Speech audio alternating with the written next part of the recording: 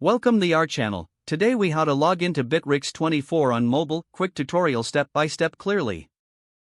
Open the Bitrix24 application on your mobile device. If you haven't installed it yet, download it from the App Store or Google Play Store.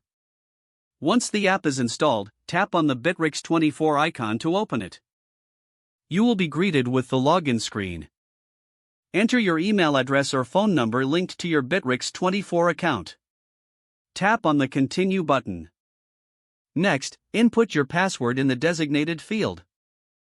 If you prefer easier access in the future, you can check the Remember Me option. Make sure your credentials are correct before proceeding. After entering your password, tap on the Login button. In case you forgot your password, tap on the Forgot Password link to reset it. Follow the instructions provided to recover your password if necessary. Once logged in, you will be taken to the home screen of your Bitrix24 account. From here, you can navigate through various features and tools available on the platform. If prompted, customize your account settings or preferences as needed. Now you're ready to start using Bitrix24 on your mobile device.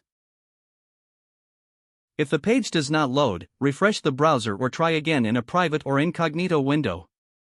Make sure you are using the correct email address, then retype it carefully to avoid small typos. If your password is not accepted, use the reset option and create a new strong password you can remember. Check your spam folder for verification or security emails, then complete any requested confirmation steps.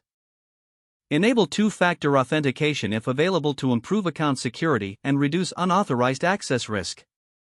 After signing in, review your profile details so your contact information and settings are accurate and current. If you see an error message, note it down and try again after restarting your device and internet connection. Log out when you finish, especially on shared devices, to keep your account and payment information secure.